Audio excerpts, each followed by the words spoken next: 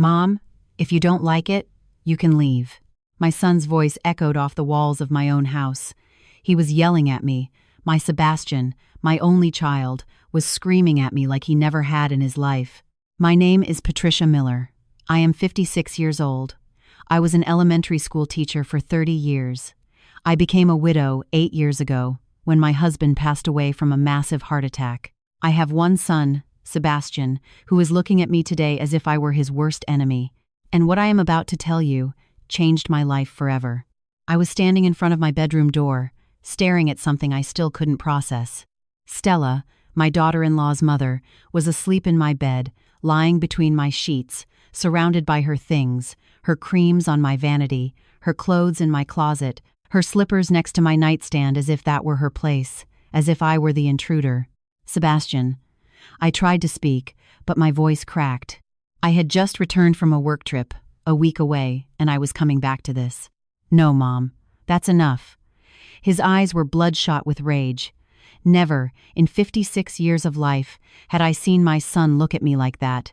"Stella is going through a very difficult time. She needs peace. She needs a comfortable space. And here you come, creating drama over a simple room." A simple room. The words barely left my mouth. "Sebastian, it's my bedroom. It's my bed. This is my house. It's our house," he shouted louder. "We live here. Danielle and I pay for the utilities. We have rights too." Every word was a stab to the heart. I felt as if the floor were moving beneath my feet. "She needs comfort," he continued, lowering his tone just barely, but maintaining that hardness that was completely foreign to me. "She's your granddaughter's grandmother. Danielle is devastated seeing her mother suffer, and the only thing you can do is think about yourself." But I tried to explain. "If you find helping so terrible," he interrupted me, "if you can't have a little empathy, if your comfort is more important than the well-being of this family." He paused. He looked at me with a disdain I never imagined seeing in the eyes of my own son. "Then go. No one is forcing you to stay. If you find it so horrible, you can leave." The silence that followed was deafening. "You can leave." Those 3 words fell upon me like a death sentence. They erased me. They turned me into nothing, into a stranger in my own home. There I was, 56 years old, a whole life dedicated to the man standing in front of me. And he was kicking me out of my home for his mother-in-law, for his wife's mother, for a woman he had barely known for 6 years. Danielle appeared in the hallway behind Sebastian. She held my granddaughter, Sophie, in her arms. The little girl slept, oblivious to everything. Danielle didn't say a word. She just looked at me with that expression that said, "Don't make a scene. You have to understand." I opened my mouth. I wanted to say so many things. I wanted to remind Sebastian who took care of him when he had pneumonia at 5 years old, who stayed up for weeks, who sold her gold jewelry to pay for his college tuition, who held his hand at his father's funeral when he was shaking with pain. But I said nothing. I stayed silent, because there are silences that weigh more than 1,000 words, and mine carried the weight of 30 years of unconditional love that had just been thrown into the trash. I bent down. I picked up my suitcase from the floor. I was still wearing my travel clothes. I still smelled of the Greyhound bus and exhaustion. I had traveled 6 hours to get back home. To come back to this, I gave one last look at my son, at that man I no longer recognized, at that stranger with my Sebastian's face, but with the heart of someone I didn't know, and I left. I walked down the stairs slowly, one by one. Every step was a memory. Here, I carried him when he was learning to walk. Here, he fell and scraped his knee. Here, we sat together eating popsicles on hot afternoons. I could hear Sebastian breathing heavily upstairs. I could feel his gaze, but I didn't turn around. If I looked at him one more time, if I saw that coldness in his eyes, I would crumble right there. I walked out the front door, the same door I had crossed thousands of times with grocery bags, the same one I crossed with Sebastian, newborn, wrapped in a blue blanket, my heart overflowing with love and hope. I walked aimlessly through the streets of our town. My legs moved on their own. People greeted me, Mrs. Lucille from her window, Pete from his newsstand. I answered them automatically with a fake smile painted on my face. I arrived at the town square and sat on a bench, the same one where I used to sit with my husband on Sundays after church, the same one where I watched Sebastian play as a child, back when he still called me Mommy with that sweet voice that was now just a memory. I took my phone out of my purse. My fingers were trembling. I dialed a number I had saved for years. Robert Sullivan, attorney at law, a trusted friend of my late husband. Patricia? His voice sounded surprised to recognize me. Bob. My voice was strangely calm. It was the calm that comes after total devastation, the calm of the eye of the hurricane. I need an urgent legal notice. I have tenants on my property who need to vacate. In 24 hours, there was a long silence on the other end of the line. Patricia, his voice became cautious. We're talking about your son and his family. Yes. Are you completely sure about what you're doing? I saw Sebastian's eyes again, full of rage, full of disdain. I heard that shout again. You can leave. I am completely sure. I'll stop by in an hour for the documents. Where are you? At the Colonial Inn, room 203. I hung up. I sat on that bench watching the evening fall over the town. The church bells rang at 6. The square filled with people leaving work, couples walking hand in hand, mothers with their children, whole families. And me, there alone, with a suitcase and a broken heart. Because what Sebastian didn't know, what none of them imagined, was that my silence wasn't weakness. It wasn't submission. It wasn't acceptance. It was the silence before the storm. And in the next 24 hours, my son was going to discover something he seemed to have forgotten. That I wasn't just his mother. I was the owner of that house. The sole owner. And that there are boundaries that are not crossed, not even with the person who gave you life. But what happened when they received that notice was something none of us saw coming. The Colonial Inn was a modest place, small, clean, nothing compared to my house. But at that moment, it was all I had. Room 203 smelled of lavender and loneliness. I sat on the bed, left the suitcase on the floor unopened, and for the first time since I left my house, the tears began to fall. I wasn't crying for myself. I was crying for what we had been, for what we had lost. Because there was a time, not too long ago, when Sebastian and I were inseparable. He was born on March 14th. After 18 hours of labor, my husband Frank didn't leave my side for a single second. When we finally heard that first cry, we looked at each other and knew our lives had just changed forever. Sebastian was a calm baby. He slept well, ate well, smiled easily, but above all, he was affectionate. From a very young age, he sought my arms, snuggled against my chest, stroked my face with his chubby little hands. He's a mama's boy, Frank used to say, laughing, and it was true. Sebastian and I had a bond that seemed unbreakable. I remember the afternoons after school. I would come home tired from teaching all day, but Sebastian would be waiting for me at the window. As soon as he saw my car, he'd run out. "Mommy, Mommy, you're here!" And he would throw himself into my arms as if he hadn't seen me in years, when it had barely been 8 hours. Frank worked for a construction company. We didn't earn much, but it was enough. We lived in a small apartment in the city, 2 bedrooms, 1 bath, a kitchen where the 3 of us barely fit. But we were happy. "Someday," Frank would tell me, hugging me from behind while I cooked, "we're going to have our own house with a yard, with space for Sebastian to run, with a big room for us." "Someday," I would repeat, smiling. That someday arrived when Sebastian was 8 years old. Frank had saved every penny for years. I had too.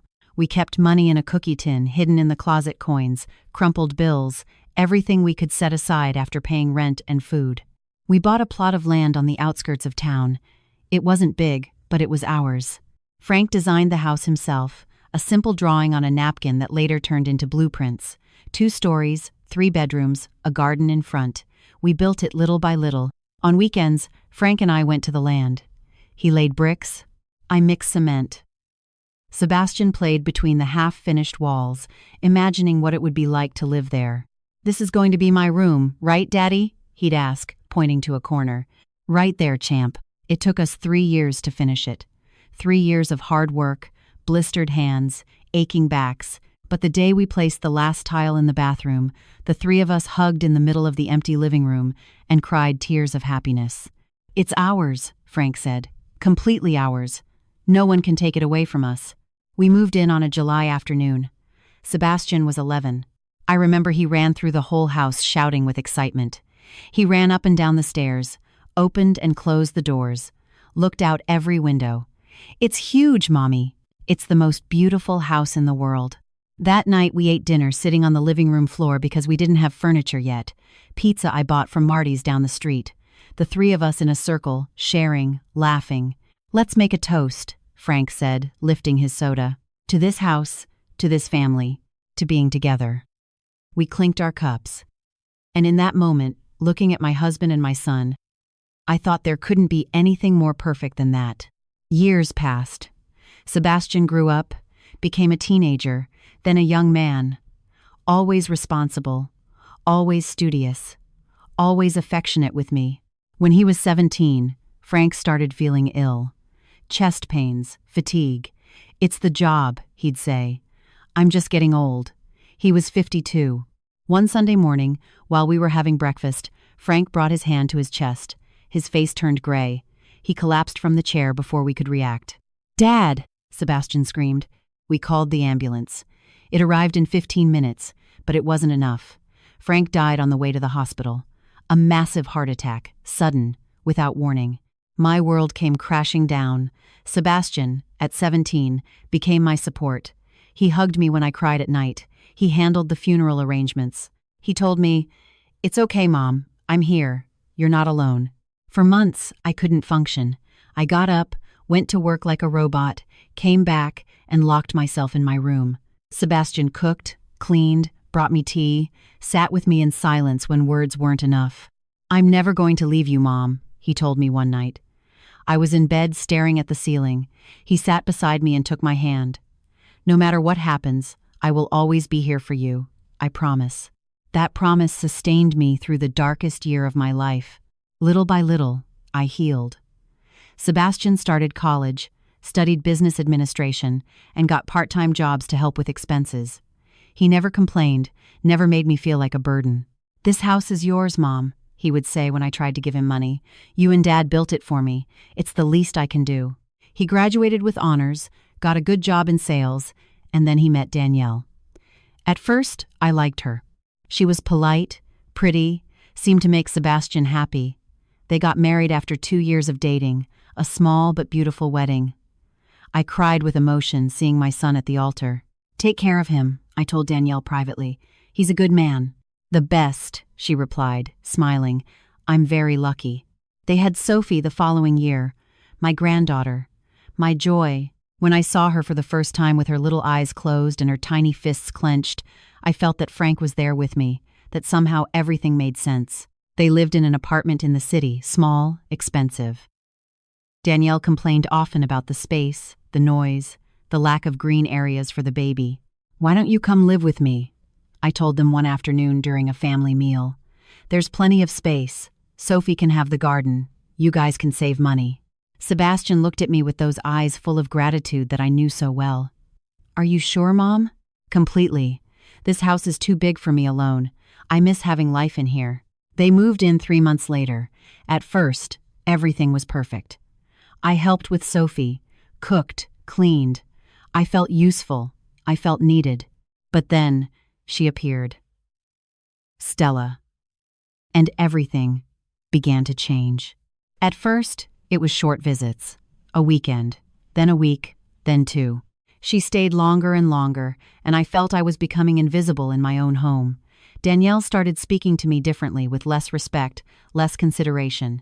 Sebastian stopped asking me how my day was. Sophie spent more time with her grandmother Stella than with me. But I stayed silent because I thought it was temporary, because I thought things would go back to how they were. How wrong I was. And now, sitting in that hotel room, tears falling onto my hands, I understood something terrible. I had lost my son long before that shout. I had lost him little by little, in silence, without realizing it. There was a knock at the door. It was Bob, holding a manila envelope and wearing a serious expression. "Patricia," he said, entering, "are you absolutely sure about this?" I looked at him, wiped my tears, more sure than ever in my life. "Yes." "Very well, then let's sign this, and tomorrow, first thing in the morning, I'll deliver it personally." I signed every page without trembling, and with every signature, I felt something inside me hardening, strengthening. Because my son had forgotten something very important, something I had taught him when he was little: actions have consequences. And he was about to learn that lesson in the hardest way possible. I didn't sleep that night. I stayed sitting on the hotel bed watching the ceiling, replaying every moment of the last few years, looking for signs, looking for the exact moment I lost my son. At 6 a.m., I got up, showered, dressed in the clothes I had in the suitcase, black trousers, a white blouse, nothing special, but I fixed my hair, put on a little lipstick. I wanted to look dignified. I wanted to look strong, because I wasn't going to give them the pleasure of seeing me destroyed. Bob arrived at the hotel at 8 sharp. He had the documents ready. A legal notice, formal, cold as my son's shout. "Do you want me to go alone?" he asked. "You don't have to be present." "No," I replied firmly. "I'm going with you. I want them to look me in the face when you hand them this." We got into his car. The ride to my house was silent. Bob didn't ask questions. He just drove watching the road, giving me space to breathe. When we arrived, the sun was already high. It was a beautiful morning. The garden Frank and I planted was full of flowers. The trees we planted when Sebastian was a boy provided fresh shade. Everything looked perfect from the outside. No one would imagine the war being waged inside. Bob knocked on the door. 3 firm knocks. Danielle opened it. She was holding Sophie. When she saw me, her face changed. Surprise, then discomfort. "Patricia." "We weren't expecting." "Good morning, ma'am," Bob interrupted with a professional voice. "I am attorney Robert Sullivan. I am here to serve a legal notice." Sebastian appeared behind Danielle. He was still wearing pajamas, his hair messy. When he saw me, his eyes hardened. "What is this, Mom?" I didn't answer. I just stood there, standing behind Bob, back straight and head held high. Bob extended the envelope. "This is a notice to quit. You have 24 hours to vacate this property." The silence that followed was absolute. Danielle went pale. Sebastian took the envelope with trembling hands, opened it, and began to read. I watched his face go from confusion to disbelief and then to fury. "Is this serious?" His voice trembled. "Are you kicking me out of the house?" "No," I replied calmly. A calm that surprised even me. "I am reminding you whose house this is." "But Mom." "Don't call me Mom." The words came out cold, cutting. "Yesterday you shouted at me, you threw me out, you told me to leave, so I left. And now, you all have to leave too." "That was different." "I didn't mean." "You didn't mean." Sebastian stammered. "You didn't mean for me to leave." "You didn't mean for me to leave? You didn't say that if I didn't like it I could get out? Because that is exactly what you said." Danielle started to cry. Sophie, confused by the atmosphere, also began to cry. "Patricia, please," Danielle pleaded. "There has to be another way. We can't leave in 24 hours. Where are we going to go with the baby? You should have thought of that yesterday when you gave my bedroom to your mother, when you treated me like a stranger in my own home." Stella came down the stairs at that moment. She was wearing one of my robes. She was in my house, wearing my clothes, sleeping in my bed, and she had the nerve to come down as if she were the owner. "What is going on here?" she asked with an annoyed voice. I looked her directly in the eyes. For the first time in all those months of visits, I held her gaze without looking down. "What is happening, ma'am, is that you, my son, and his family have 24 hours to leave my property." "What?" Her face twisted into a grimace of disdain. "How dare you? Sebastian, do something." "The notification is legal and binding," Bob intervened. "If you have not voluntarily vacated in 24 hours, we will proceed with a formal eviction order and trespassing charges. And believe me, you do not want to reach that point." Sebastian looked at me as if he didn't recognize me, as if I were a monster. "I can't believe you're doing this, Mom. We're your family." "Exactly, Sebastian. We are family, or were, until you treated me as if I were less important than a stranger, until you shouted at me in my own house, until you chose her mother over yours. She needed help, and I was your mother." For the first time, my voice cracked. "I was your mother, and you threw me out like trash." The tears began to fall, but they weren't tears of weakness. They were tears of rage, of pain, of 30 years of love trampled upon. "You traded me for her," I continued, pointing at Stella. "You gave her my room, my space, my place, and when I protested, you told me to leave. Well then, I left. And now, you are leaving too." Bob put a hand on my shoulder.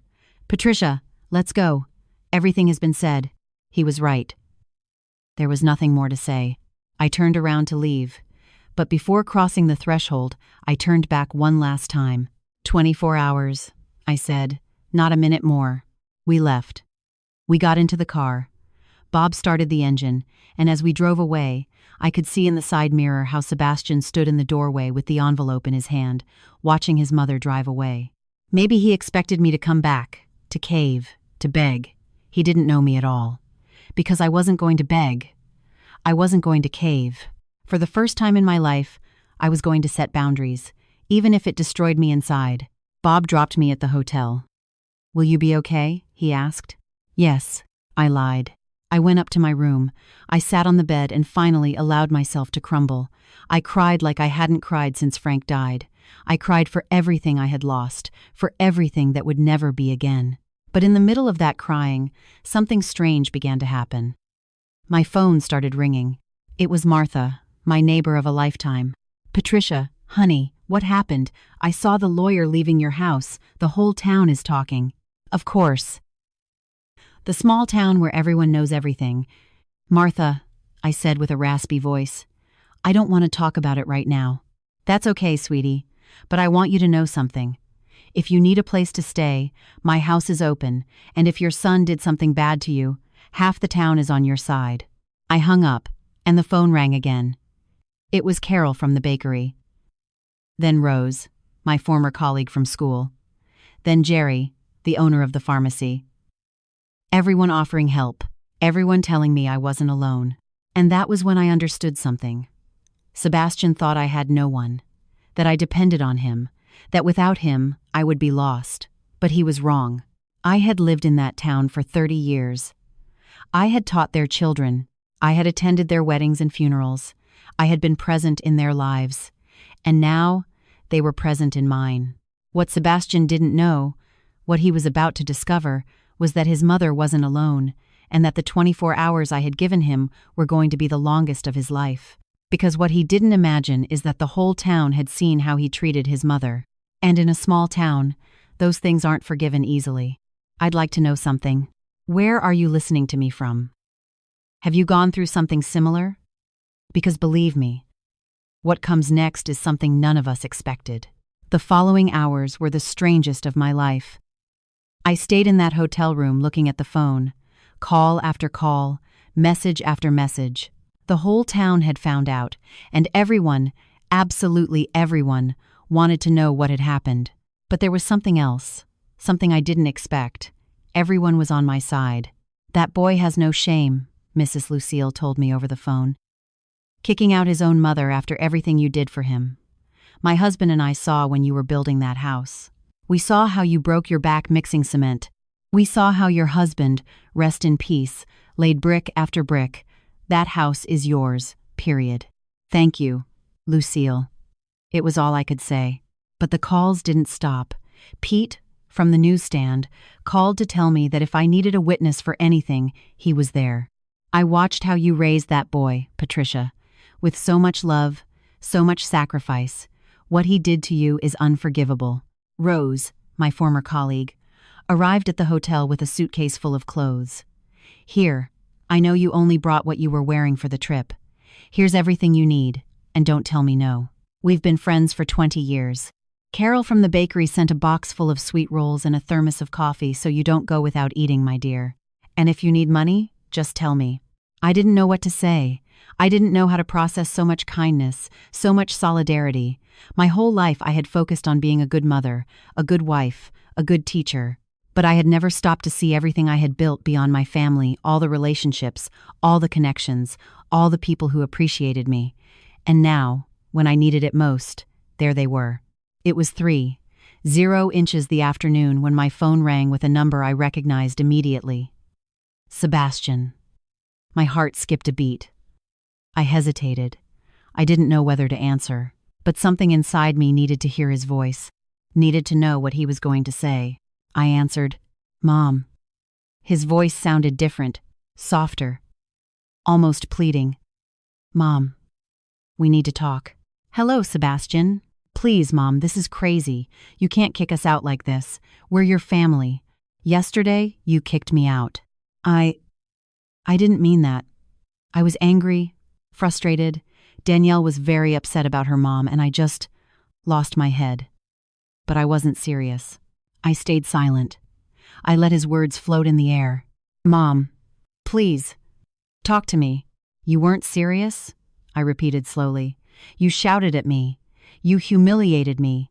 You kicked me out of my own house. And you weren't serious? Mom, You know how it feels. Sebastian, do you know how it feels?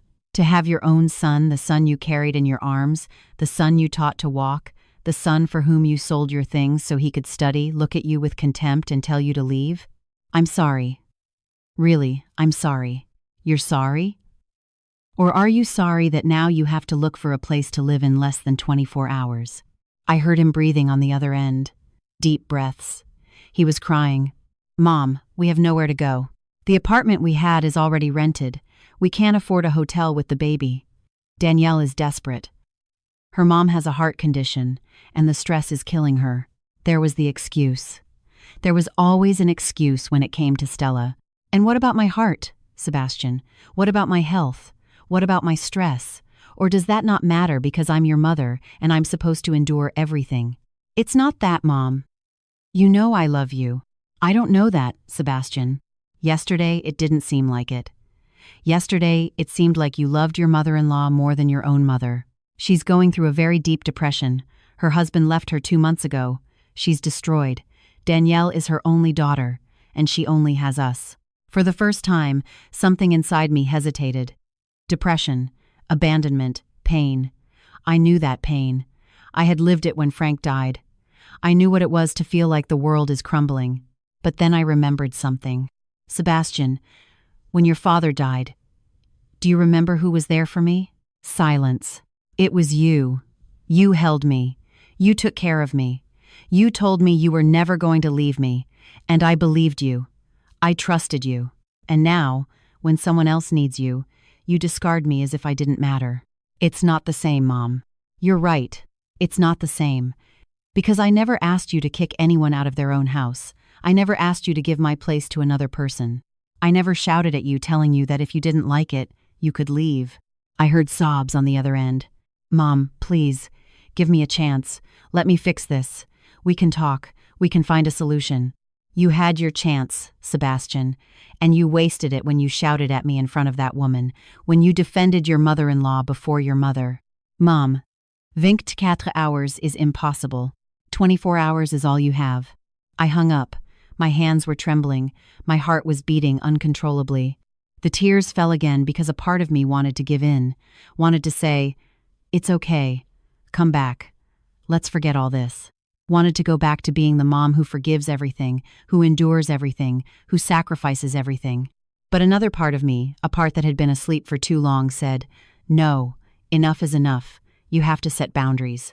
And that second voice was stronger. I got up from the bed, washed my face, took a deep breath, and then my phone rang again. It was an unknown number. "Hello, Mrs. Patricia Miller?" It was a woman's voice, young, professional. "Yes, this is she. I'm calling from the Oak Creek Gazette. We received information that you are in a legal conflict with your son. We would like to interview you." My blood froze. What? How did they know that? "Ma'am, this is a small town. News travels fast, especially when it involves well-known people like you. You were an elementary teacher for 30 years. You taught half the town. People talk." "I have no comment," I said quickly. "I understand it's a difficult time, but the community has a right to know. There are many elderly people in similar situations. Your story could help." I hung up. My head was spinning. The newspaper. An interview. This was getting out of control. But I didn't have time to process it because someone knocked on my room door. I opened it cautiously. It was Martha, my neighbor. But she didn't come alone. Behind her were Rose, Carol, Pete, Mrs., Lucille, and at least 10 other people from town. "Patricia," Martha said, taking my hands. "We came to talk to you." I let them in. The room filled with people. Some sat on the bed, others leaned against the walls. Everyone looked at me with a mixture of concern and determination. "We want you to know something," Pete started.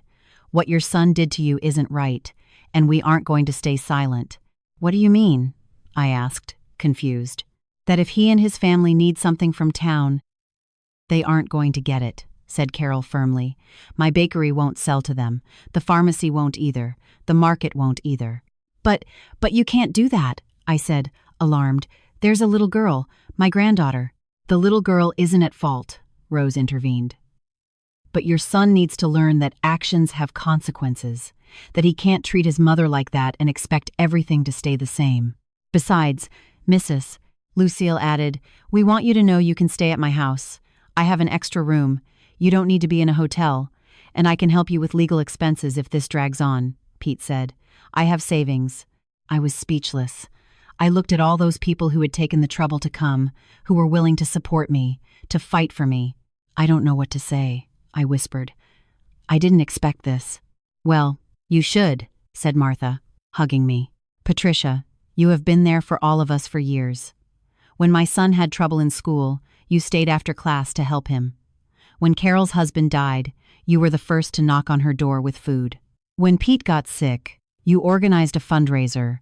You have given so much. It's time you received. The tears returned, but this time they were different. They weren't tears of pain. They were tears of gratitude, of surprise, of something I hadn't felt in a long time, feeling valued. Thank you, I managed to say. Thank you all. They stayed a while longer. We talked, drank coffee that Carol had brought. For the first time in days, I smiled. I laughed, even. When they finally left, I stayed alone in the room, but I no longer felt alone. I sat on the bed and looked at my phone. I had 3 missed calls from Sebastian, 2 messages from Danielle, 1 from a number I didn't recognize. I opened the message from the unknown number. Mrs. Patricia, I'm Marianne.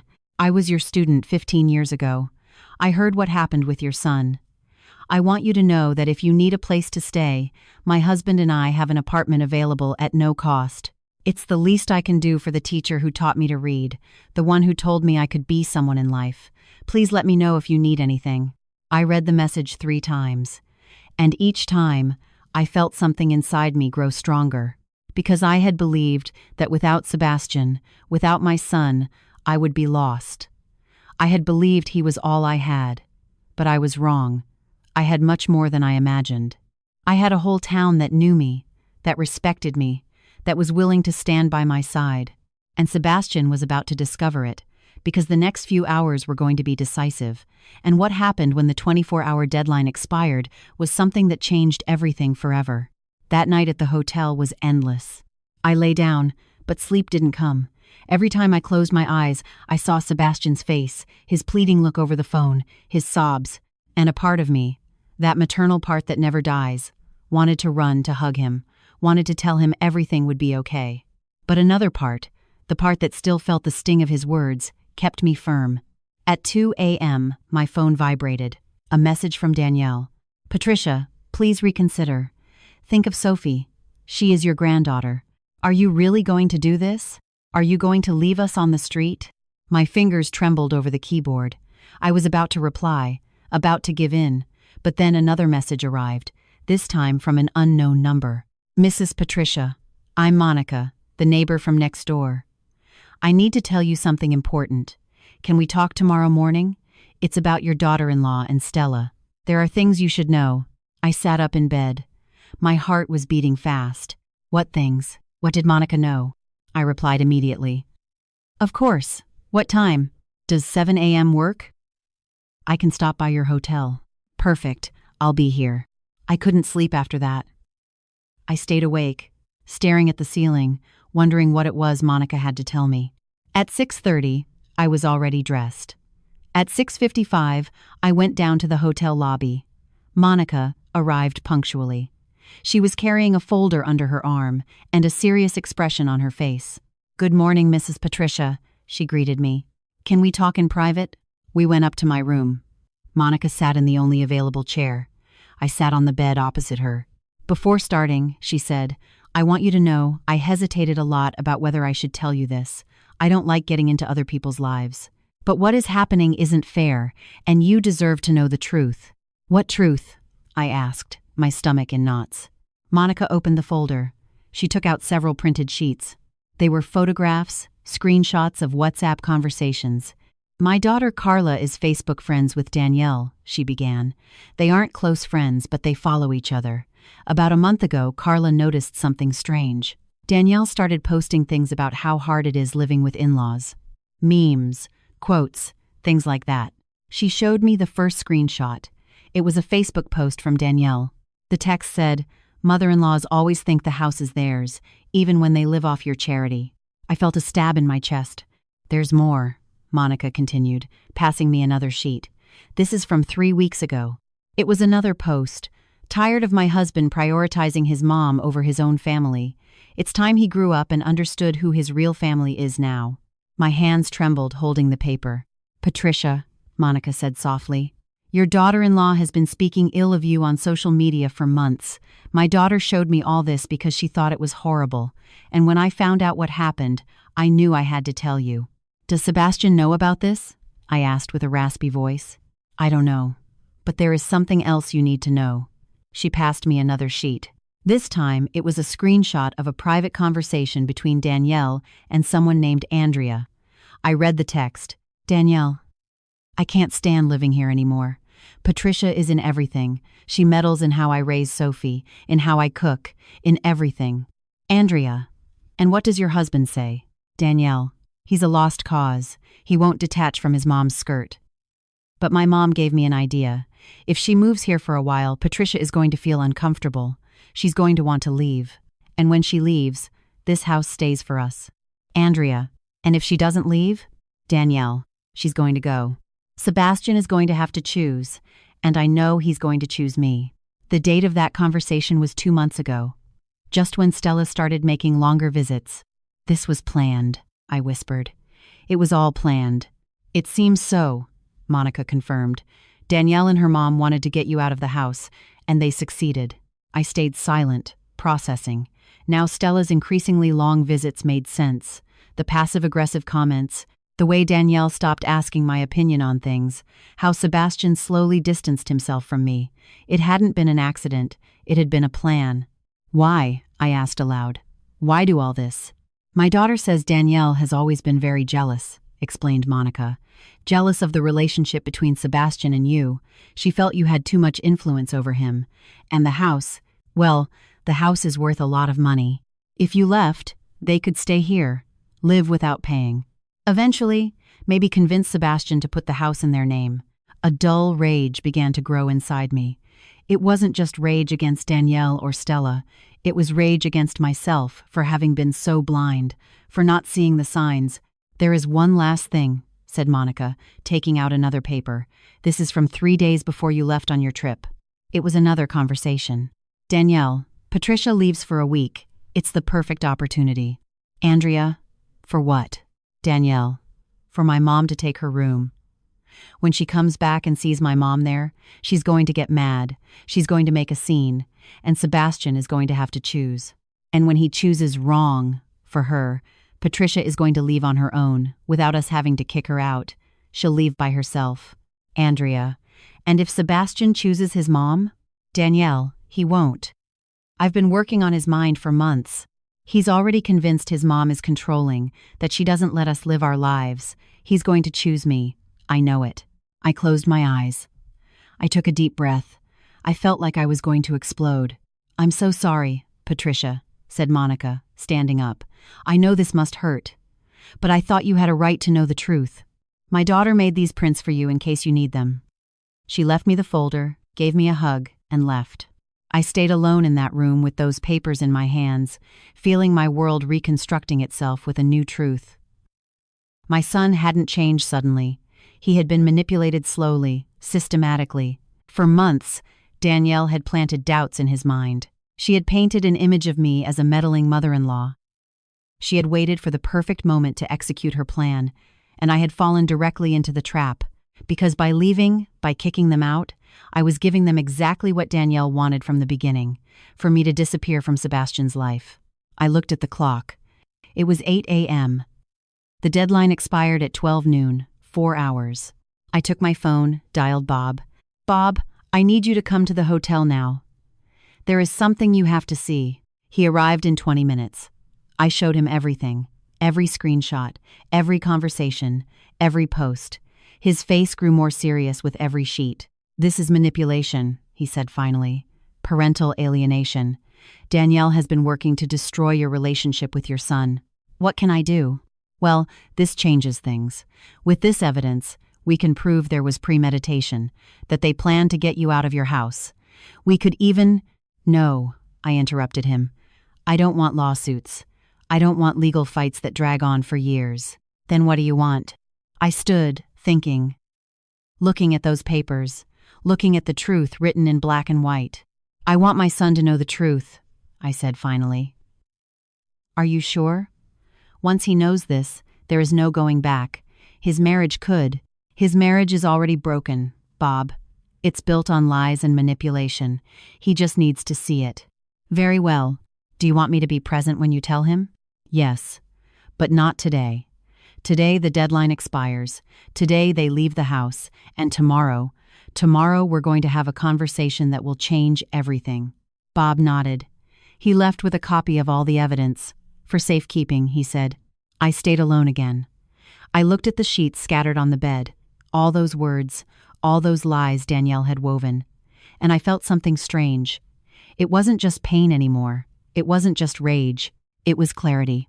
Because now I understood that the fight wasn't with me. It had never been with me.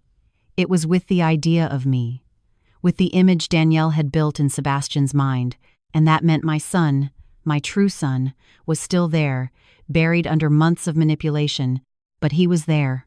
I could still save him. But first I had to let the 24 hours expire. I had to let them feel the weight of their actions. At 11 a.m., I dressed carefully. I put on a blue dress Frank had given me years ago. I did my hair, put on light makeup. I wanted to look dignified, strong, unbreakable. Because at 12 noon, I was going back to my house. And what I found there would determine everything that came next. What I didn't know, what none of us knew, was that Danielle had one last ace up her sleeve. Something even I hadn't anticipated. And what was about to happen was going to test everything I thought I knew about my son. At 11:45, I left the hotel.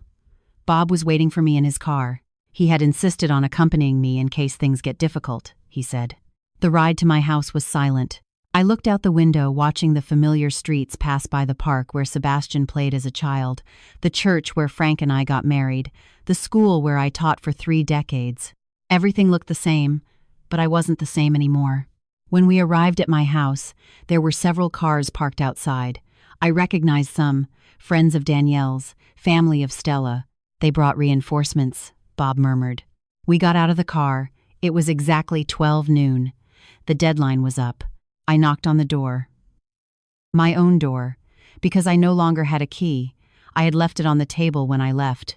Danielle opened it. Her eyes were swollen from crying, but when she saw me, her expression changed. It wasn't sadness anymore, it was defiance. "You're here," she said with a cold voice. "The deadline is up," I replied with the same coldness. "I hope you have everything ready. Come in." She stepped aside. I entered my house, and what I saw took my breath away. The living room was full of people, at least 15 people, all looking at me as if I were the monster. Among them was Stella, sitting in my favorite armchair with Sophie in her arms. The little girl slept, oblivious to everything. Sebastian was standing by the window. He wasn't looking at me. His gaze was fixed on the floor. "Well," said Bob with a firm voice, "the legal deadline has ended. I hope you are ready to vacate the property." A woman I didn't know stood up. She was young, maybe 30, carrying a briefcase. "I am attorney Fern Ruiz," she introduced herself. "I represent the Mendoza family." My heart skipped a beat. Sebastian had hired a lawyer. "What does this mean?" asked Bob. "It means," said the lawyer with a professional smile, "that my client has rights to this property, and we are going to challenge the eviction notice." "Rights?" I repeated, incredulous. "What rights?" It was then that Danielle pulled some papers from her purse. She handed them to me with a triumphant expression. "These rights." I took them with trembling hands. They were notarized documents, contracts. I read them quickly, unable to believe what my eyes were seeing. It was a tenancy agreement with indefinite term, dated 3 years ago, when Sebastian and Danielle moved into my house. According to the document, I had granted them rights of residency in the property indefinitely, with all maintenance obligations on their charge, and with a clause saying I could not revoke the contract without just cause and a 90-day written notice. "This is false," I said with a trembling voice. "I never signed this." "There is your signature," Danielle pointed out. And indeed, there was my signature on every page. I don't remember signing this." "You signed it," Stella intervened with a sweet but venomous voice. "3 years ago when Sebastian and Danielle moved in. Don't you remember? Danielle said it was so they would have something official, to feel secure. And you signed because you wanted your son to be happy."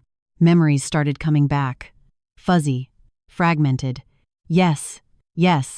I had signed some papers 3 years ago.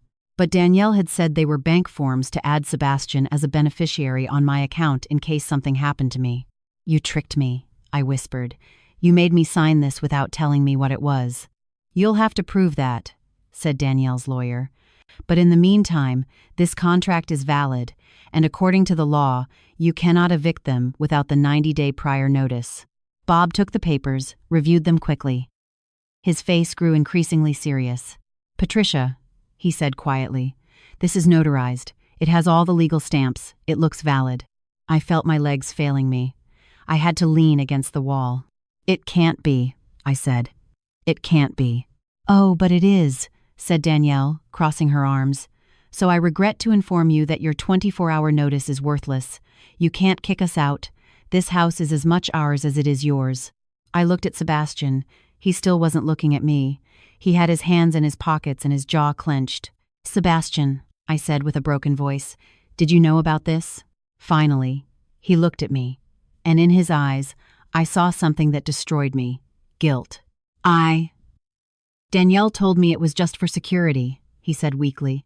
"She said that if something happened to you one day, we would have somewhere to live." I didn't know she was going to. "Going to what?" Danielle interrupted him. "That I was going to use our legal rights when your mother kicked us out of our home without reason?" "I kicked you out because you kicked me out first," I shouted. I couldn't contain the rage anymore, because you shouted at me, because you made me feel like a stranger in my own house. "You're the one who exaggerates everything," replied Danielle with disdain. "We asked you for a favor, a simple favor to give your room to my mom for a few days, and you made a giant drama, like always." "Like always?" I repeated, incredulous. "Yes, like always. You're always the victim, always the martyr. It's always about you."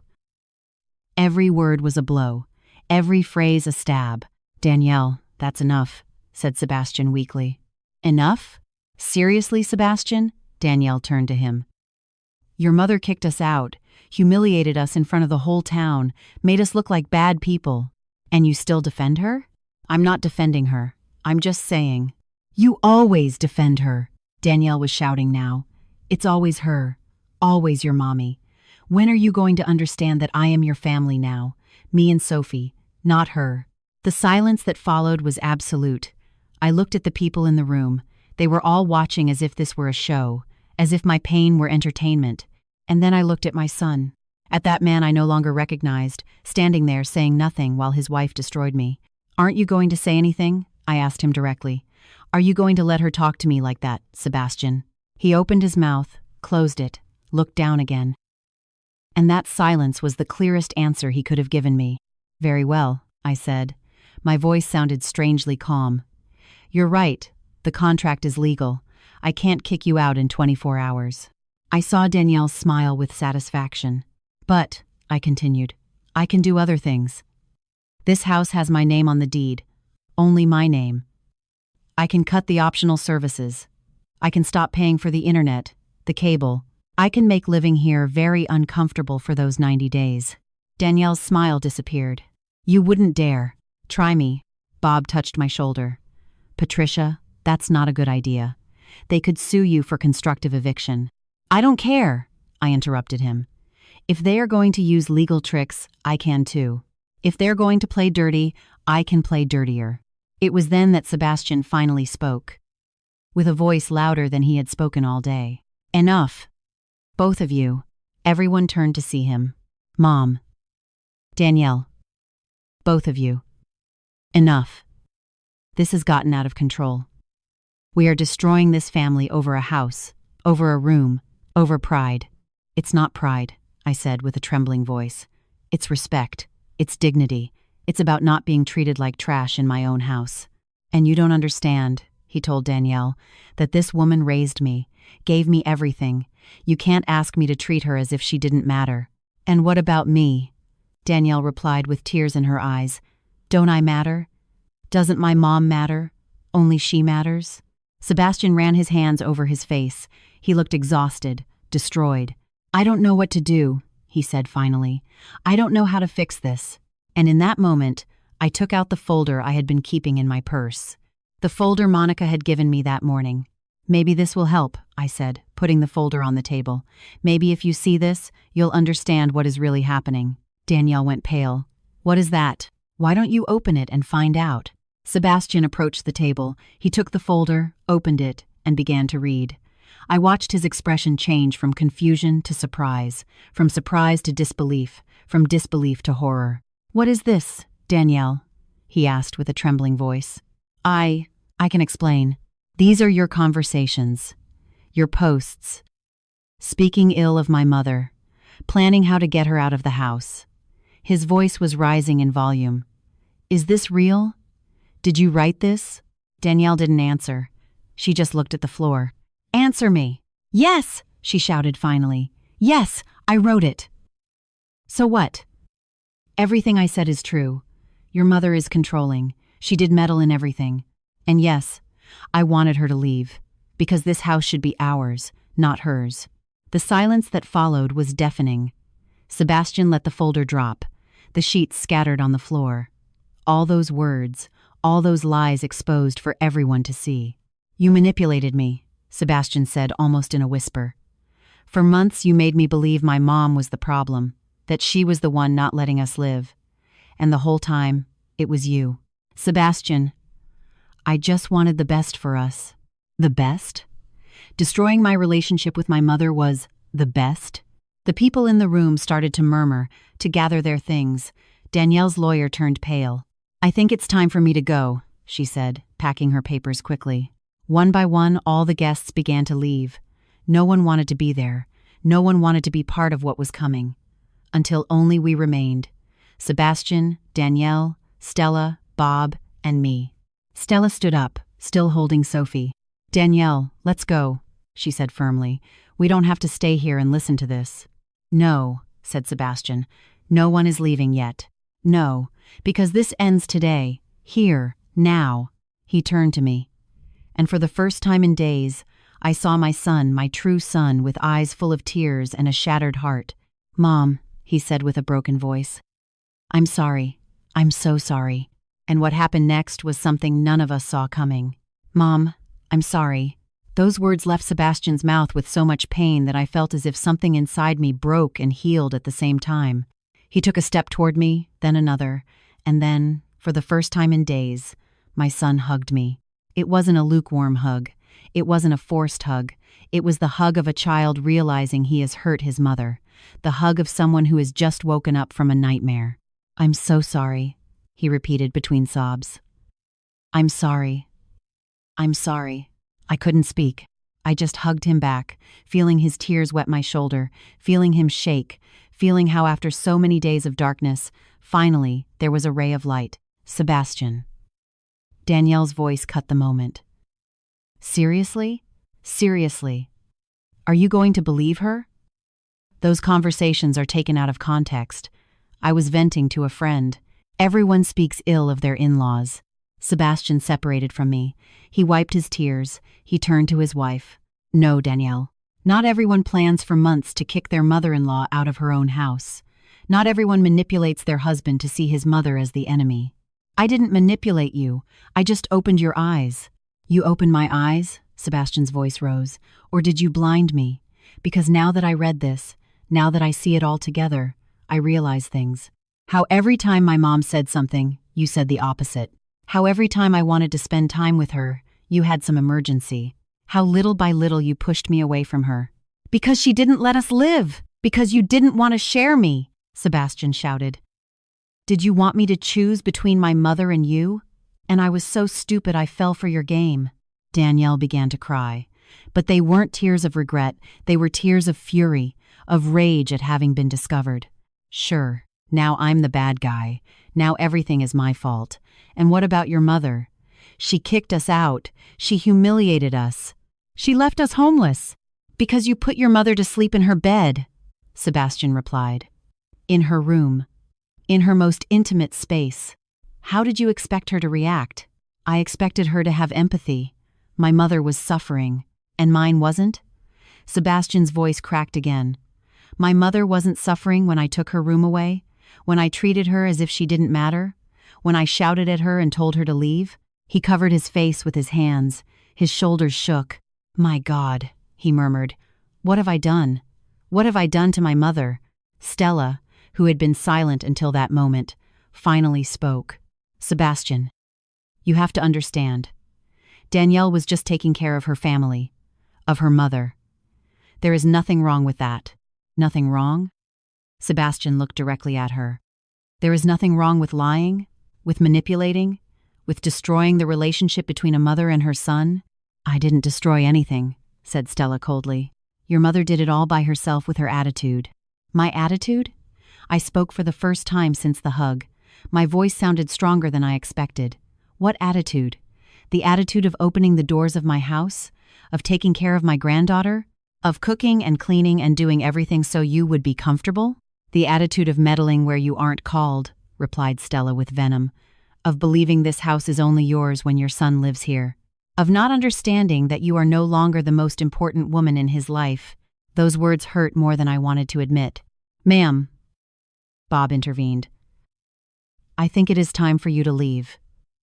This is a family matter. I am family, Stella shouted. I am that girl's grandmother. I have as much right to be here as she does. No, ma'am. Sebastian's voice was now firm. Cold. You have no right to be here. This is my mother's house, and you are not welcome. Stella looked at him as if he had slapped her. What did you say? That you have to leave. Now. You and your daughter used this house. You used us all for your own benefit. And I was so blind I didn't see it. Sebastian, you can't speak to my mother like that, said Danielle with a trembling voice. I can't? Why not? She spoke to my mother like that. You spoke to my mother like that. Why does my mother have to take it, but yours doesn't? Because my mother gave me life. She raised me alone. She went through a horrible divorce. She deserves respect. And mine doesn't? Sebastian was shouting again. My mother who raised me with my father, who worked every day of her life to give me a home, who sold her things to pay for my college, who stayed with me when my father died and I fell apart. She doesn't deserve respect? The silence that followed was absolute. Danielle had no answer. Stella looked at the floor, and I could barely breathe. Because after days of feeling invisible, of feeling as if I didn't matter, my son was finally defending me. Sebastian, Danielle said with a softer, more manipulative voice. I know you're angry. I know things got out of control. But we can fix this. We can talk. We can. No. Sebastian shook his head. We can't, because I don't trust you anymore. The words fell like stones. What? What do you mean? I mean, you lied. For months. You made me doubt my mother. You made me believe she was the problem. And now I see the problem was you. And I don't know if I can forgive that. Danielle turned pale. Sebastian, I'm your wife. We have a daughter. I know. Believe me, I know. And that's exactly why what you did is so grave, because you didn't just hurt me, you hurt our family. You destroyed Sophie's relationship with her paternal grandmother. All for what? To have this house? So your mother would feel important? My mother needed help. And my mother too. Sebastian ran his hands through his hair. He was on the verge of collapse. Don't you understand? My mother lost her husband 8 years ago. She lives alone. She opened her house to us because she loved us, because she wanted to have us close. And I, treated her as if she were a nuisance. He turned to me. His eyes were red, his face swollen from crying. Mom, he said with a broken voice, there are no words to tell you how sorry I am. I have been the worst son in the world. I failed you. I hurt you in the most horrible way, and the worst part is there is nothing I can do to fix it. Sebastian. No, Mom, let me finish. I need to say this. He took a deep breath. When Dad died, I promised you I would never leave you, that I would always be there for you. And I broke that promise in the worst possible way. Not only did I leave you, I kicked you out of your own house as if you were the stranger, as if you were the problem. Tears fell freely down his face. Now, knowing all this, thinking about Dad, he must be rolling in his grave. Because he loved you, he adored you, and he taught me to do the same. And I forgot everything he taught me. My own heart was shattered. Because seeing my son like this, so broken, so remorseful, hurt more than any insult, more than any shout. Sebastian, I managed to say with a trembling voice, your father would be proud that you finally opened your eyes, that you recognized your mistake. That is what he taught you.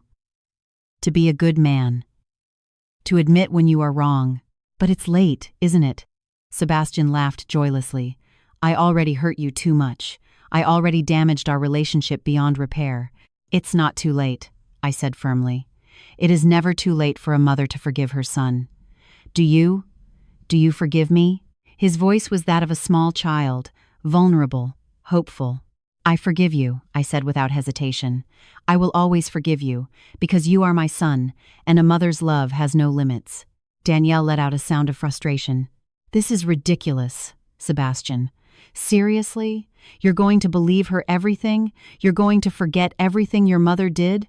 How she kicked us out? How she humiliated us? She had the right, Sebastian replied without looking at her. She had every right, because it was her house, her space, and we abused her kindness. It wasn't us. It was your mother who exaggerated everything. Enough. Sebastian's shout made us all jump. Even Sophie woke up in Stella's arms and began to cry. Sebastian approached Stella and took his daughter in his arms. He rocked her gently until the girl calmed down. Listen to me well, he said with a firm, controlled voice. This charade ends today. Danielle, you and your mother are going to leave this house. Now, you are going to look for a place to stay, a hotel, an apartment, whatever. But you are not going to be here. And you? Asked Danielle with a trembling voice. Sebastian looked at Sophie, then he looked at me, and I saw in his eyes an internal struggle, a war between his role as husband and his role as son. I'm going with you, he said finally, because you are my wife, and Sophie is my daughter. And I need time to think, to understand all this, to decide what to do. The words hit me like a punch, because despite everything, despite having seen the truth, my son still chose to leave. But then he added something else. But we are not going to live off your mother, Danielle. We are going to find our own place, with our own money, and you are going to seek help, therapy, because what you did is not normal. It's not healthy. And if we want to have any chance of this marriage working, you need to work on yourself. Danielle opened her mouth to protest, but Sebastian raised his hand. It is not negotiable. Either you seek help, or this ends, and you will lose your family. Me, Sophie, everything. Danielle closed her mouth. She nodded slowly. Tears fell down her face, but they were no longer tears of manipulation. They were tears of fear, real fear of losing what she had. And one more thing, continued Sebastian. This tenancy agreement, we are going to annul it. I don't know how, but we are going to annul it, because it was obtained through deceit. And this house goes back to being completely my mother's, as it always should have been. Bob nodded. We can prove the deceit with witnesses, with evidence. It won't be easy, but it can be done. Sebastian approached me with Sophie in his arms.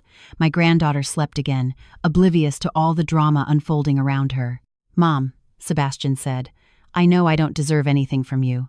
I know I hurt you in unforgivable ways, but I ask you one thing. Just one. What thing? Don't push Sophie out of your life. She loves you. She needs you. And even though I don't deserve your forgiveness, she is not to blame for any of this.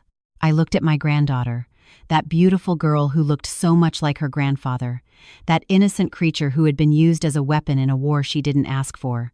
I would never push her away, I said, gently touching her little head. She is my granddaughter. I love her. I will always love her. Thank you, whispered Sebastian. Thank you, Mom. He gave me a kiss on the forehead. Long, full of love. full of regret. And then he turned around. "Let's go," he told Danielle. "Pack what is necessary. We leave in an hour." The next hour was a whirlwind of movement. Danielle and Stella went up to pack. Sebastian stayed in the living room with me. In silence, not knowing what to say, Bob put a hand on my shoulder. "Are you okay?" I nodded, although I wasn't sure if it was true, because I had won. I had recovered my house. I had exposed the truth. I had seen my son wake up from manipulation, but I had also lost, because my son was leaving, my granddaughter was leaving, and I didn't know when I would see them again. When they finally came down with their suitcases, I stood in the doorway, watching them load the car, watching my family crumble. Sebastian was the last to leave. He stopped in front of me. "I'm going to call you," he promised, "every day, and we are going to fix this, somehow, I promise." "Okay," I said, though my heart was broken. "I love you, Mom. I love you too, son." He left. The car started, drove away down the street, and I stayed there, standing on the threshold of my empty house, feeling all the weight of the last few days fall upon me. Bob stayed with me. He said nothing. He was just there. Because sometimes, the presence of someone is worth more than 1,000 words. I went into my house, my empty house, my silent house, the house I had fought so hard to recover. And I sat in the living room armchair, the same armchair where I had sat with Frank thousands of times, the same armchair where I cradled Sebastian when he was a baby.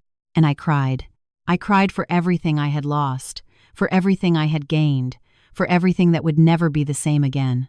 But in the middle of that crying, I felt something else, peace.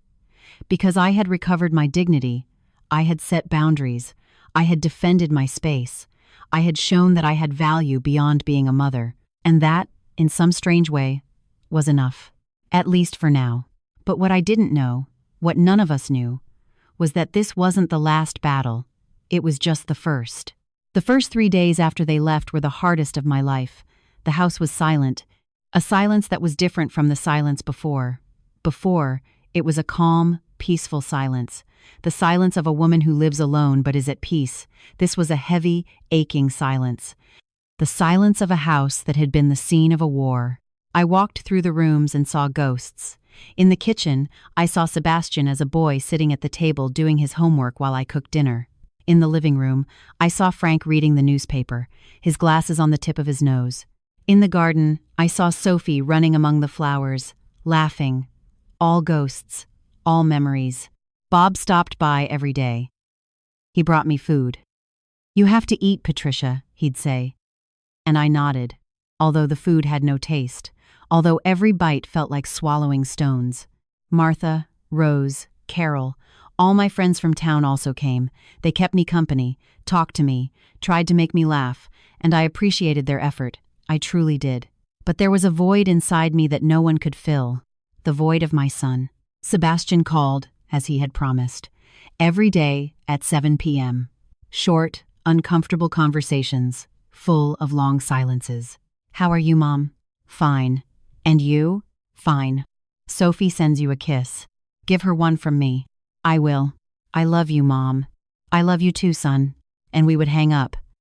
And I would stay looking at the phone, feeling how every call was a reminder of everything we had lost. It was on the 4th night that something changed. I was sitting on my bed, in my room that I had finally recovered, looking at the photos on my nightstand, photos of Frank, of baby Sebastian, of the 3 of us together. And then my phone rang. It wasn't time for Sebastian's call. It was 11 at night. I answered, alarmed. "Hello? Patricia?"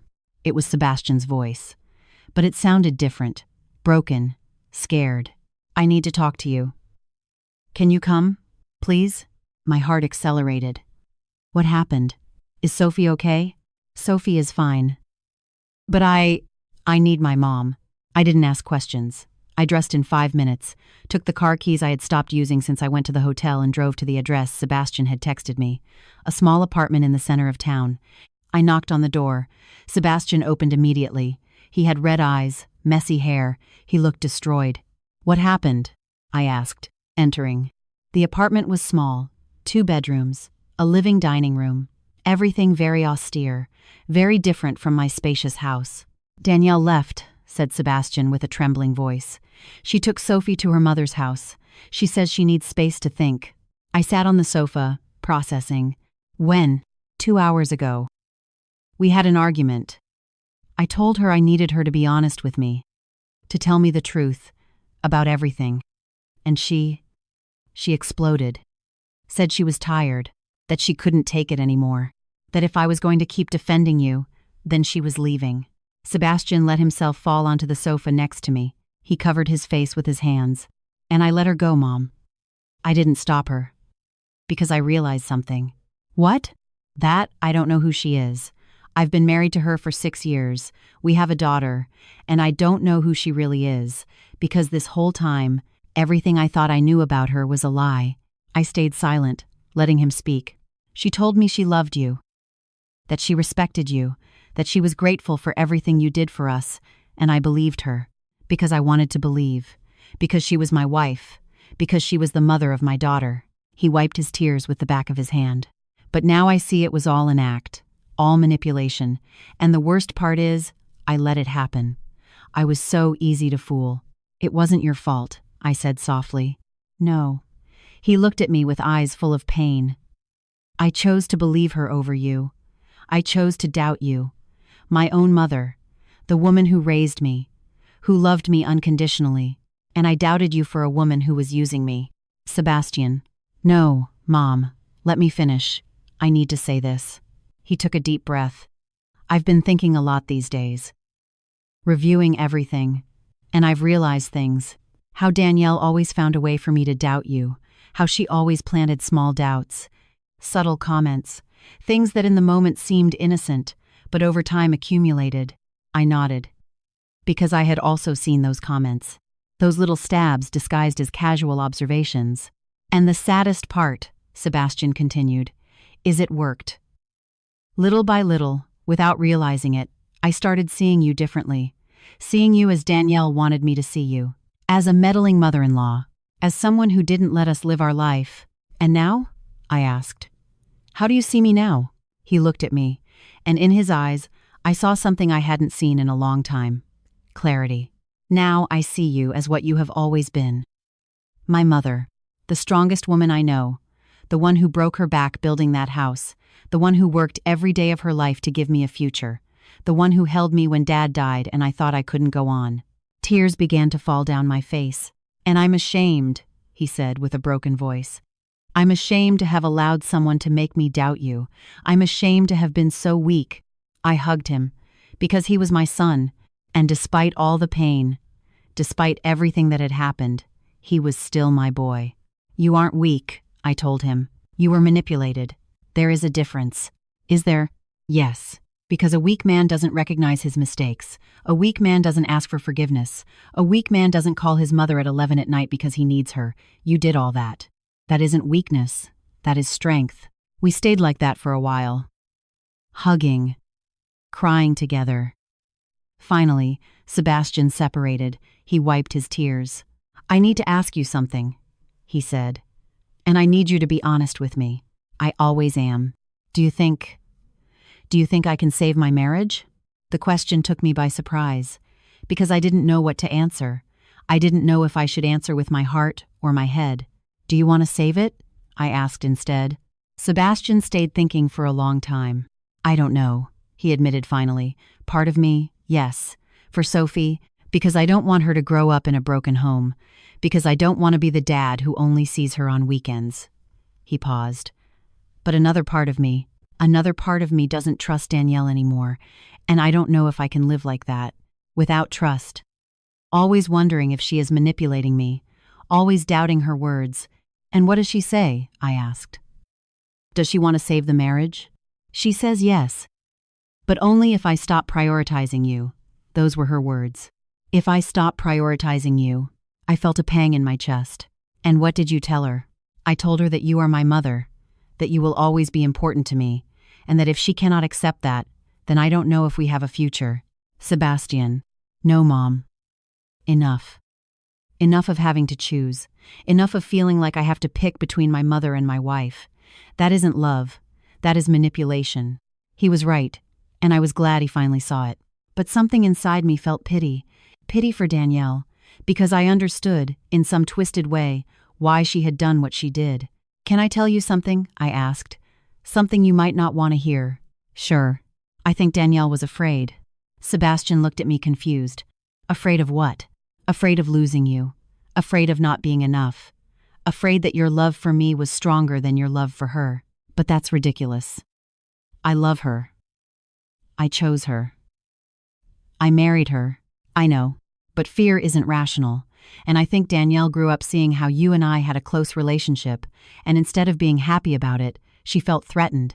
She felt she had to compete with me for your love." Sebastian stayed silent, processing. "I'm not justifying what she did," I continued. "What she did was wrong. Very wrong. But I understand where it came from. I understand that fear can make people do terrible things." "Why are you defending her?" asked Sebastian. "After everything she did to you?" "I'm not defending her. I'm just trying to understand her, because I've learned something in these days, son. I've learned that hurt people hurt others, that people who are afraid attack, and that sometimes the most difficult person is the one who needs love the most." Sebastian looked at me with admiration. "How can you be so compassionate? After everything?" "Because I'm your mother, and mothers learn to forgive. We learn to see beyond the pain, to understand that we are all human. We all make mistakes. We all deserve a second chance." "Would you give Danielle a second chance?" The question hit me, because I didn't know the answer. I wasn't sure if I could. "I don't know," I said honestly, "but I know that if you guys are going to try to save your marriage, you need help. Therapy, someone to help you communicate, to rebuild trust, because without help, you're just going to keep falling into the same patterns." Sebastian nodded slowly. "You're right. You're totally right." He got up from the sofa, walked to the window, looked out at the lights of the town. "Dad would tell me to fight for my family," he said softly. "He would tell me that marriage isn't easy, that it requires work, sacrifice. Your father would also tell you to respect yourself," I added, "to make sure your wife treated me with dignity, because he never tolerated anyone disrespecting me." Sebastian smiled sadly. "I miss him. I miss him so much." "Me too, son." "Me too." We stayed in silence for a moment. "What would you guys have done in my place?" he asked finally. "You two. You and Dad." I thought about that. About Frank, about how we handled conflicts, about how we loved each other even in difficult times. "Your father and I had a rule," I said. "We never went to sleep angry. No matter how big the fight was, we stayed awake until we resolved it. Because we knew that every day we let pass, the resentment grew." "Did you ever fight about in-laws?" "Of course. Your grandmother, my mom, and your father had their clashes. But Frank was always clear. He respected me. He respected my mother, but he didn't let anyone put poison in our relationship. And I did the same with his parents." "And how did you achieve that?" "Communication, honesty, and clear boundaries. Your father told me when something my mother did bothered him, and I listened because his opinion mattered. But I also asked him to be fair. Not to exaggerate, to understand that my mother came from another time, from another generation." Sebastian sat back down. He seemed calmer, more centered. "Thank you, Mom," he said, "for coming, for listening to me, for not judging me. I will always be here, son. Always." I stayed with him until 2 a.m. We talked about everything, about his childhood, about Frank, about the mistakes both of us had made, about how to rebuild what had been broken. When I finally left, I drove back home feeling something different in my chest. It wasn't just pain anymore. It wasn't just rage. It was hope. Hope that maybe, just maybe, we could heal from this. Not immediately. Not without effort. But eventually, I arrived home, entered, and for the first time in days, the silence didn't feel heavy. It felt peaceful. I sat on my bed, looked at the photos on my nightstand, and spoke to Frank like I did sometimes when I missed him too much. "Our son is going to be okay," I told his photo. "He made mistakes, big mistakes, but he has your heart, and that means he's going to find his way back." And in that moment, my phone vibrated. A message from Sebastian. "Thank you for tonight, Mom. I talked to Danielle. We are going to try therapy. I don't promise anything, but we are going to try. I love you. I smiled. For the first time in days, I smiled for real, because there was light at the end of the tunnel, small, distant, but there. And sometimes, that is all we need. A little light in the darkness. What none of us knew was that the road to that light was going to be much more complicated than we imagined, and that before it all ended, we were going to face a test that would challenge everything we had learned. But that night, in the peace of my room, I allowed myself to have hope, and that was enough. The following weeks were a slow process of healing. Sebastian and Danielle started therapy. I didn't ask much about it. It wasn't my place. But I noticed changes in my son. Small changes. Good changes. He called more often. Stopped by to visit me on Saturdays with Sophie. Danielle never came. But that was okay. We both needed distance.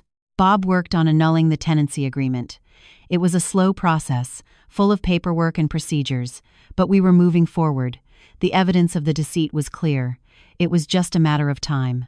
And then, one Tuesday afternoon, I received an unexpected call. Mrs. Patricia Miller? It was a woman's voice. I didn't recognize it. Yes, speaking. I'm Dr. Ramirez. I am your son and daughter-in-law's therapist. Would you have time to come in for a session? Danielle has asked to speak with you with a mediator present. My heart accelerated.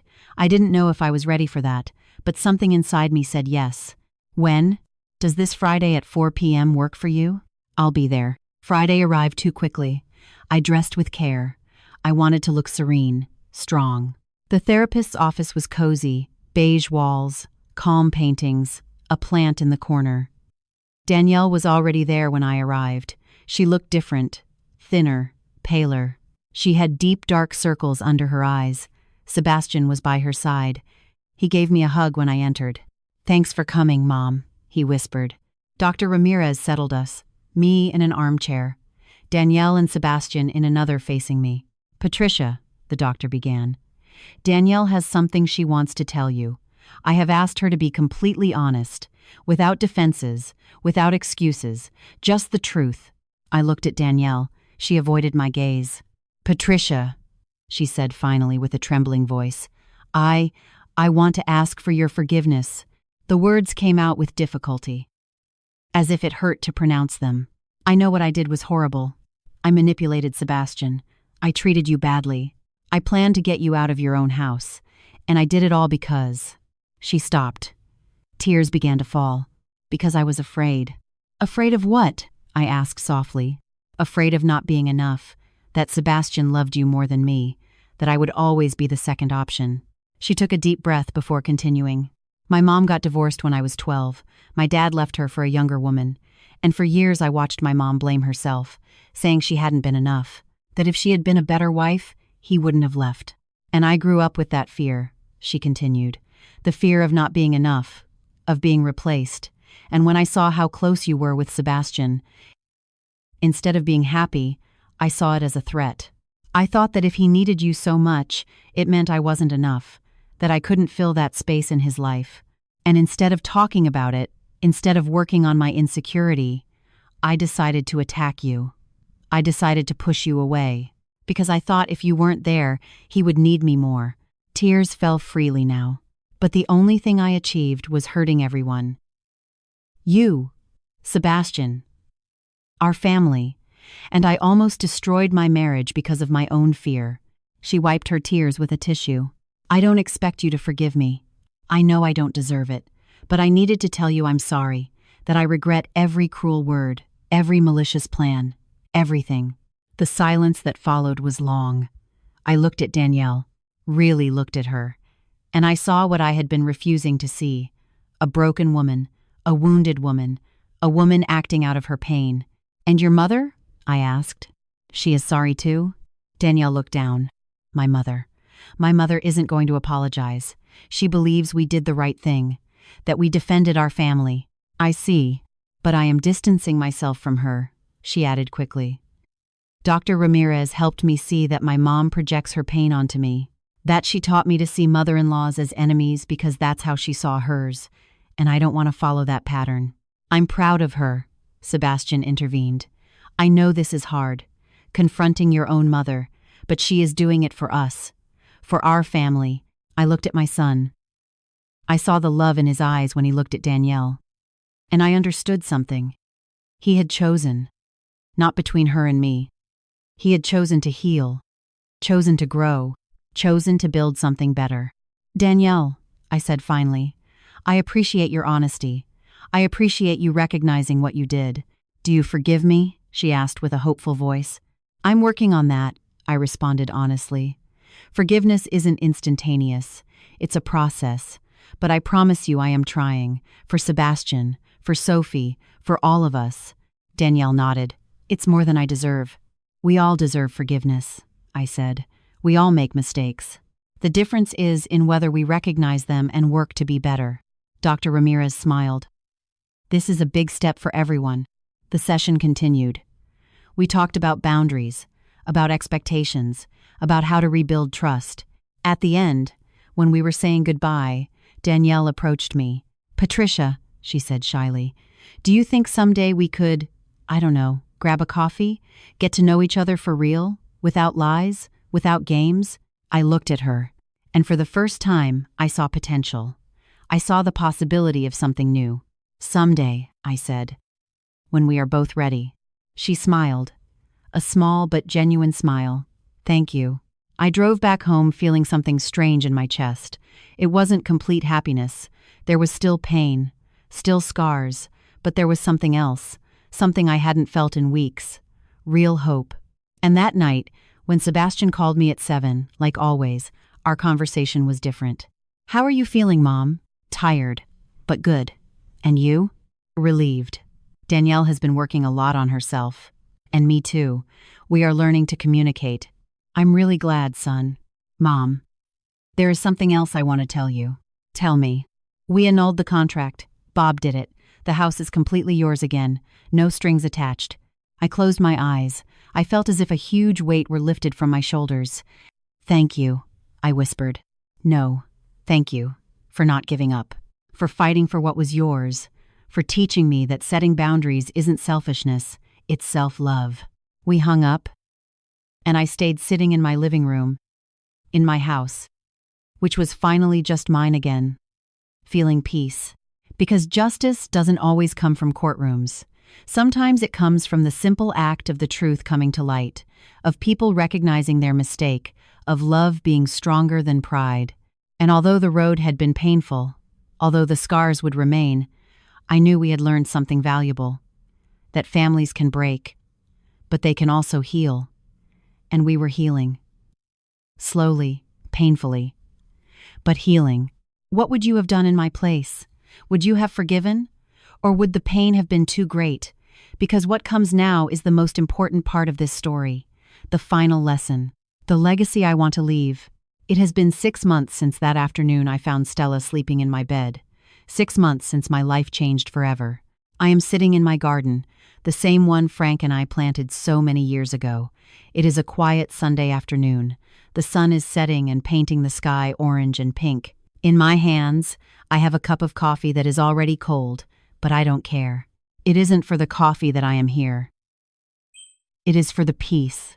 Sophie is playing on the grass. She is 4 years old now. Sebastian brings her every Sunday. Sometimes he comes alone with her. Sometimes he comes with Danielle. But they always come, and that is what matters. Grandma, look! Sophie shouts, showing me a butterfly that landed on her hand. How beautiful, my love, I tell her, smiling. Sebastian is sitting next to me. There is no longer tension between us. No more awkward silences. We have learned to talk, to tell the truth, to set boundaries with love. What are you thinking about, Mom?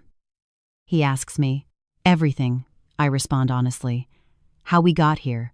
Everything we had to go through to find this peace. He nods. It was hard. Yes. But necessary. Danielle is inside preparing lemonade. She decided to come today. She doesn't always come. And that's okay. We are still building our relationship. There are still difficult days. But there is respect. There are clear boundaries. And there is an intention to heal. When she comes out with the pitcher, she smiles at me. It isn't the fake smile from before. It is genuine. Small, but genuine. Thank you, Danielle, I say when she pours me a glass. You're welcome, Patricia. We sit in silence for a moment, the three of us, watching Sophie run among the flowers. And I realize something. This is what I always wanted. Not a perfect family, but a real family. With its wounds, with its scars, but together, trying. That night, after they leave, I stay in the living room looking at the walls of this house that I fought so hard to recover. The walls that saw my pain, my rage, my transformation. And I ask myself, was it worth it? Was all that suffering, all that battle worth it? And the answer is yes. 1,000 times yes. Because I learned something I had never understood before. That a mother's love does not mean enduring everything. It doesn't mean sacrificing your dignity to keep the peace. It doesn't mean disappearing so others can shine. True love, healthy love, includes boundaries, includes respect, includes the capacity to say, this isn't right, and I won't allow it. For years I believed that being a good mother meant being complacent, meant saying yes to everything, meant putting my son's needs above mine always.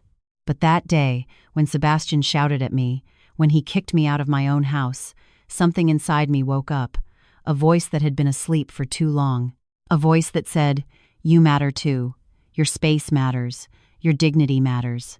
And although it was painful, although it cost me tears and sleepless nights, defending that voice was the best thing I could have done, not just for me, for Sebastian too.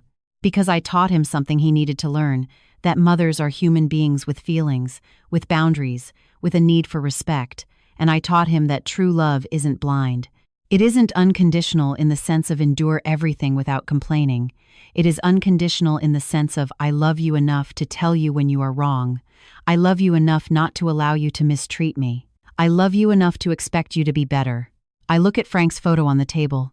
It's been 8 years since he left, and I still miss him, but I think he would be proud of me, proud that I finally learned to value myself, to not disappear, to occupy space without apologizing. I think of all the women who might be going through something similar, the mothers who are displaced by daughters-in-law, the mother-in-laws who are seen as the enemy, the women who built homes with their own hands only to be kicked out of them. And I want to tell you something. You are not alone. And you are not wrong for defending your space. Being a mother doesn't mean being a doormat. It doesn't mean enduring humiliation. It doesn't mean disappearing so your child is happy with their partner. You can love your child and still demand respect. You can want the best for him and still set boundaries. You can forgive and still remember. You can heal and still have scars.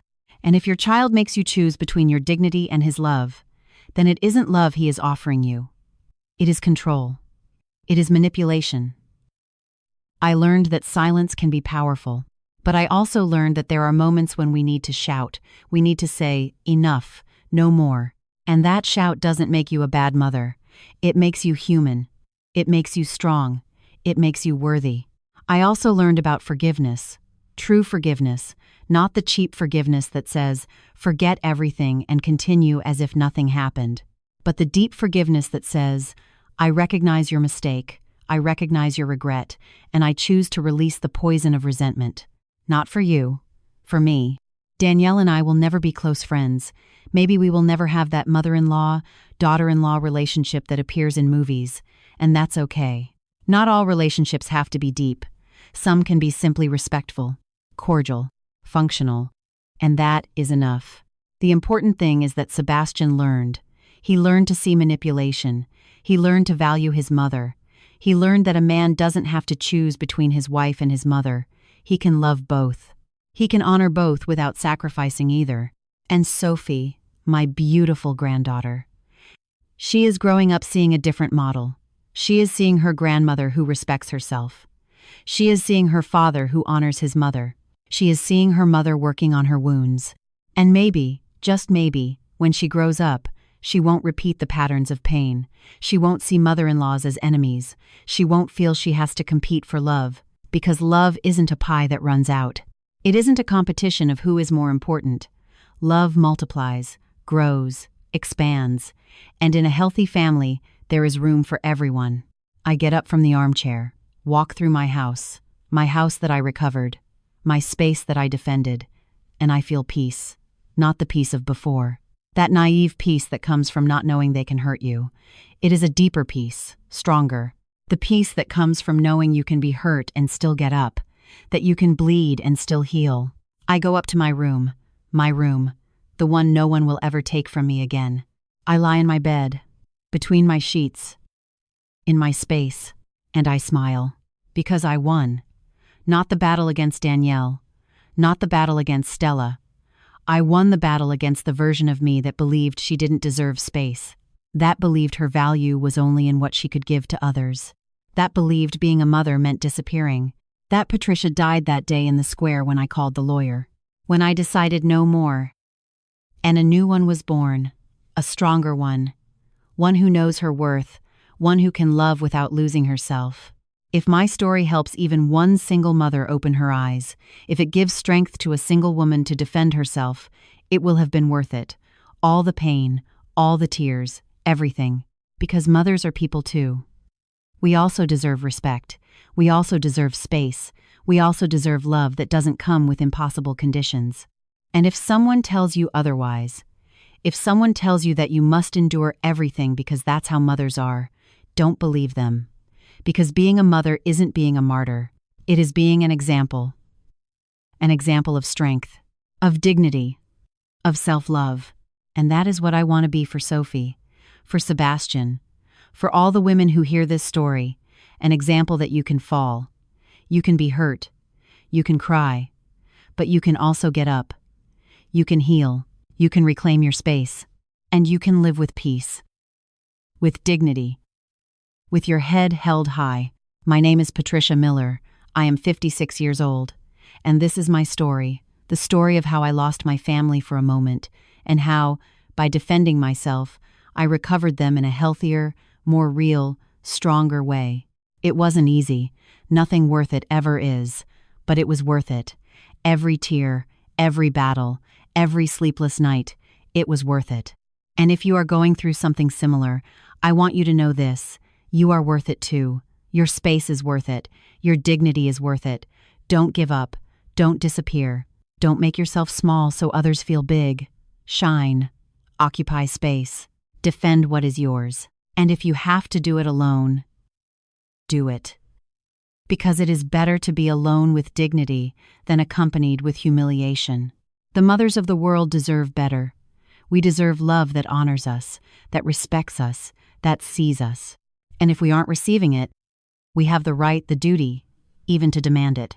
Because we are mothers. But we are also women. We are people. We are human beings worthy of respect. Never forget that.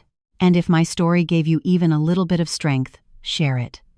Share it with someone who needs it. With some mother who is doubting her worth. With some woman who needs to hear that it is okay to defend herself. Because together we are stronger. Together we can change these patterns of pain. Together we can build healthier families. One story at a time. One mother at a time. One boundary at a time. Thank you for listening to me. Thank you for allowing me to share my pain and my healing. And remember, it is never too late to reclaim your dignity. It is never too late to say no more. It is never too late to be free.